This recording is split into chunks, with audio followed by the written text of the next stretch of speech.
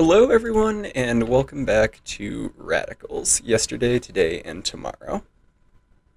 Last week we went over a brief history of Christianity and how it became so deeply ingrained in Western culture. That took us up to the Pilgrims setting sail for Holland in search of religious and economic freedom. This week we will be examining how Christianity took hold in early American society and continues to exercise such power and influence today.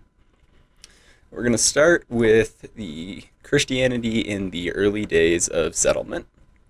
Now, it's no secret that the majority of the Pilgrims setting sail to America were strong Christians in search of a way to more freely practice their religion away from an overbearing government. Personally, I was raised on Thanksgiving stories of Reverend John Robinson giving long prayers before setting sail and every day along the voyage, and I was certainly raised to believe that Christianity was at the center of American culture. Upon landing in America in November of 1620, the Pilgrims immediately fell to their knees and thanked God for their relatively safe trip. And who can blame them? We all want something larger than ourselves to believe in. And before the end of 1620, they had constructed the first church in Plymouth, Massachusetts. Throughout their first winter, many settlers died of cold and starvation, and by the fall of the next year, the Pilgrims celebrated with the first Thanksgiving holiday. Christianity and relatively newfound religious freedom were central to the celebration, as the Pilgrims worked to spread the gospel to anyone who would listen. As America began expanding west by the 1700s, churches could hardly be built fast enough, and the deeply religious worried that the country could not expand its religion. This was combated by what is known as the First Great Awakening, and was largely the work of preachers such as John Wesley and George Whitefield. Both these preachers addressed large audiences in major cities and in remote villages, adopting the tent revival mentality that would be used by famous preachers through the present day. Sermons in these meetings de-emphasized traditional church structure and relied heavily on emotional appeals to keep the audience engaged. Having a much broader definition of Christianity was both appealing to settlers on the frontier and allowed for an evolved understanding of the Bible, paving the way for the decentralized church we still see today. Furthermore, having no strict guidelines outside from biblical interpretation allowed many new branches of Christianity to pop up, such as Baptists in the South, Presbyterians in the North, Methodists, and many others. This evolution allowed for theological disagreements, sometimes completely foreign in a state-controlled religious setting. These religious diversions would quickly become political, though, as all things do, and in the mid-1700s, America was still under the subjugation of England, and wouldn't you know, different religious schools of thought had widely varying views on this subjugation. The Anglican faith had long nurtured the old ties between the colonies and the mother country of England, while Baptists and Methodists felt no such loyalty. In the years leading up to the Revolution, many politicians and preachers had begun using scripture-based emotional appeals to call for revolution. The idea of religious freedom had spread to every facet of American society, and Americans had become restless under British subjugation. Even less religious patriots, such as Thomas Jefferson and Thomas Paine, used Christian jargon to further their agendas. Thus, it can be seen that the First Great Awakening was a major turning point in both the history of Christianity and the foundation of what would be the United States. Moving through the Revolutionary War, Christianity spread to even more areas of America, emphasizing freedom in all its messages. This furthered the chasm between the denomination of the Church of England, whose ministers were still loyal to the goals of England, and other new denominations. Moreover, some Christians felt a religious obligation to be loyal to the Church and State of England. All this essentially boiled down to interpretation of the Bible and whether its carefully curated image over the past centuries by the European Catholic Church was the proper understanding, or if the Bible spoke of absolute freedom for all, including the right to practice Christianity as the individual saw fit. Though I'd love to explore the Revolutionary War in its entirety, it's simply not possible within the time we have. There will be many more topics that run through it, so over time we should be able to gain a better understanding of it. The Revolutionary War was as much a physical embodiment of the ideological struggles between Tories and freedom-seeking colonists as it was a war over taxation and government. These various diversions we previously spoke of only deepened, and it became clear the only way to satisfy the majority's wishes was to break away from England and the European Church. Thus, the question is often tossed around, did America have a Christian foundation? The answer in terms of a theocracy, or otherwise government-church combination, is no, but it is widely known that our founding fathers relied heavily on Christian ideals and morals when constructing the first draft of our country's Constitution. The bottom line is that if the founding fathers had any foresight, they would have known a nation governed on one religious school of thought would never be the free nation they envisioned. So, at least by intention, we do not live in a strictly Christian nation, rather one governed by religious pluralism or the individual's ability to safely worship according to their conscience. Now, with the knowledge of our founding fathers' intentions, we can move through some significant infringements on the separation of church and state by the Christian church, and with any luck, come out the other side with a greater understanding of its impact on our history. We will look at some court cases regarding the First Amendment, which reads as follows. Congress shall make no law respecting an establishment of religion, or prohibiting the free exercise thereof, or abridging the freedom of speech, or of the press, or the right of people peaceably to assemble and to petition the government for a redress of grievances. Just a brief warning, this next section is going to get into some interesting murky legal water, but I'll do my best to simplify it into manageable information. And I also want to give credit to the First Amendment Encyclopedia, as without the hard work of the professors there, I never would have been able to make sense of all this. We're going to start with RUNKEL versus WINEMILLER, 1799. Now this started as a former minister simply trying to get reinstated as an official minister in the High Dutch Reformed Christian Church in Frederick, Maryland. And it soon turned into a dispute over how much influence the state could have in the business of a local church. The overseeing judge, Samuel Chase, contended that by our form of government, the Christian religion is the established religion, and all sects and denominations of Christians are placed on equal footing and are equally entitled to protection in their religious liberty. A couple things can be taken from this quote, but most importantly, Chase establishes that 1, Christianity, it was the established religion in America, and 2, the government should be allowed to step into religious grounds with intention of keeping the peace.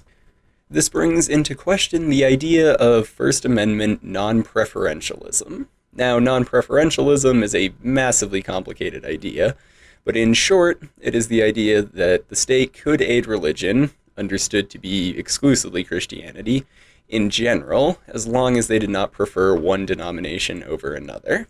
It derives primarily from the dispute over whether the separation of church and state was a hard no-cross line, or rather a barrier that could be infringed upon every so often.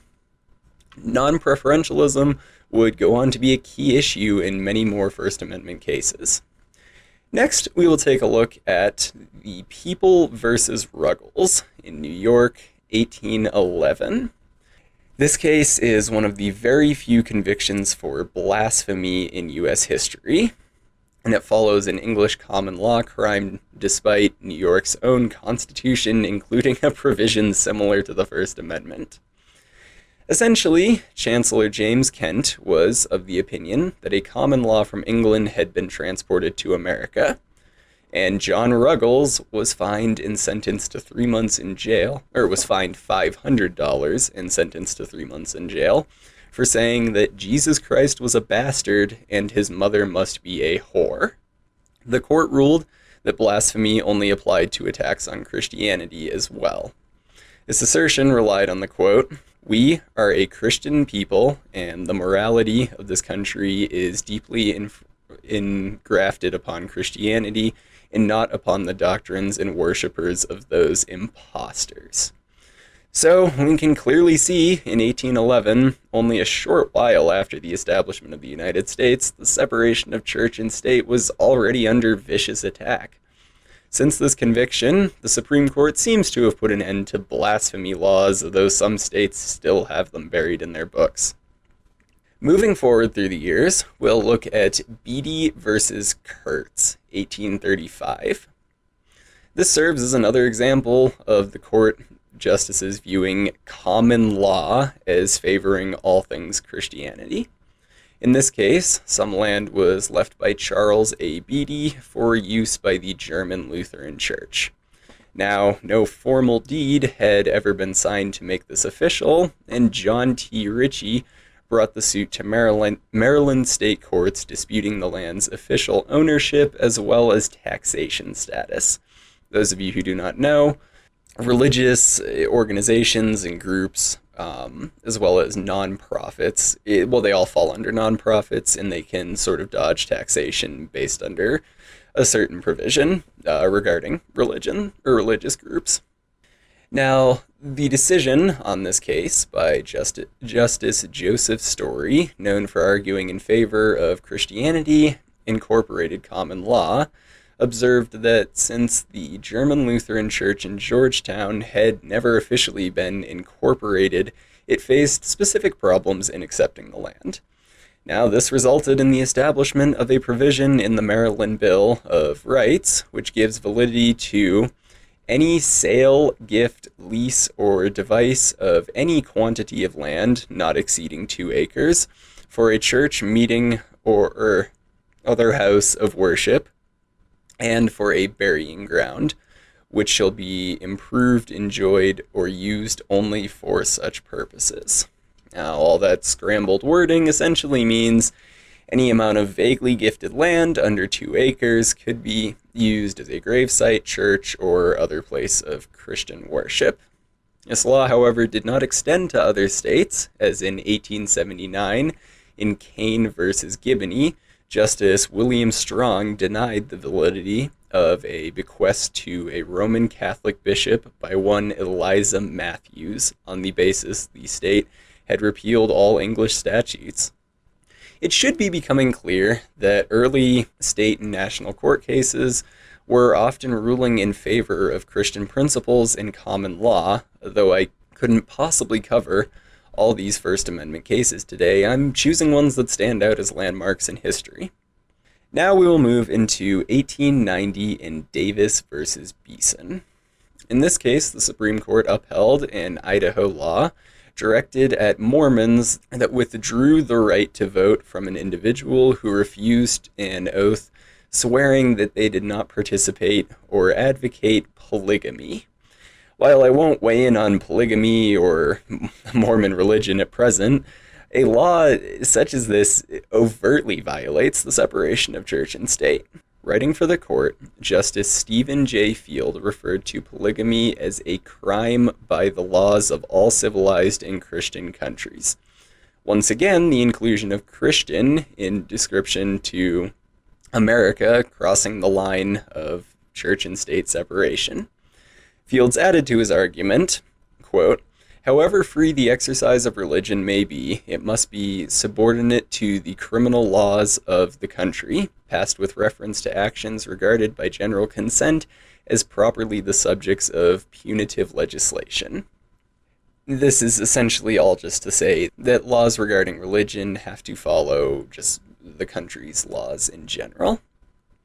This case provides another example of Christianity in the United States being more closely tied than originally intended. Now, for the sake of time, I want to move on to examine one of the most recent examples of a First Amendment case, as exemplified by Roman Catholic Diocese of Brooklyn versus CUOMO, 2020.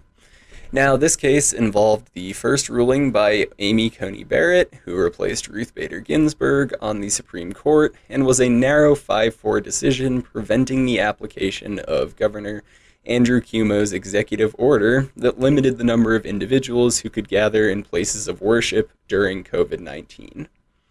Although this decision was more the product of our now heavily politicized Supreme Court, it is interesting to see that churches can still harness some governmental power concerning their freedom to worship. So, with our now updated knowledge of both the history of Christianity and in the world and America, along with knowledge of not only the Founding Fathers' intention regarding religious freedom, but also how that intention was received and acted on throughout our nation's history, we can make some more accurate assertions regarding Christianity's place in America. I chose to skip some of the more pivotal moments, such as suffrage, slavery, and most recently, LGBTQ+ rights, since they involve a level of nuance we simply could not responsibly cover at this time.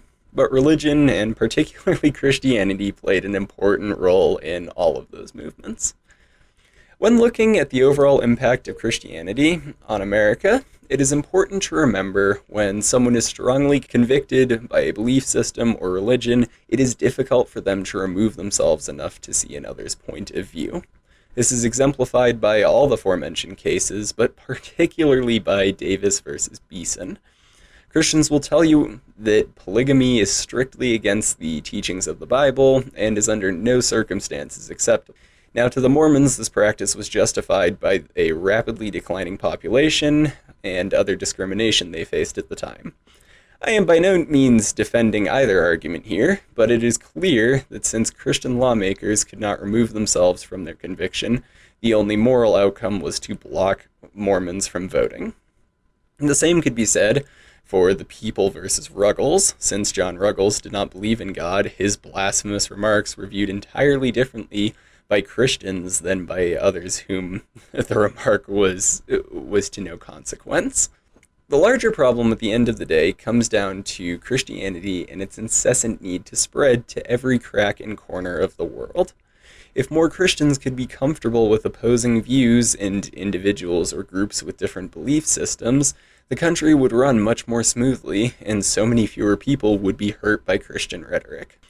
At the end of this, my call to action is, just let other people exist in their own beliefs. Someone who is beaten into submission will only fight back with increased vengeance once their strength is restored. Educate yourself on others' beliefs, and if you choose to try to change minds, do it with respect and regard to the individual. Simple psychology tells us that if you simply try to empathize with others, they will be infinitely more likely to listen than if you come with judgment and emotional appeals. But above all else, just be kind, caring, and dedicated to making the world a better place. It sounds cliche, but if all everyone ever did was impose themselves on others, we would never have a functioning society. Now, next week, we will be taking kind of a sharp turn into the product of mass nationalistic radicalization in Anders Breivik, who happens to be the deadliest Norwegian mass murderer in their history.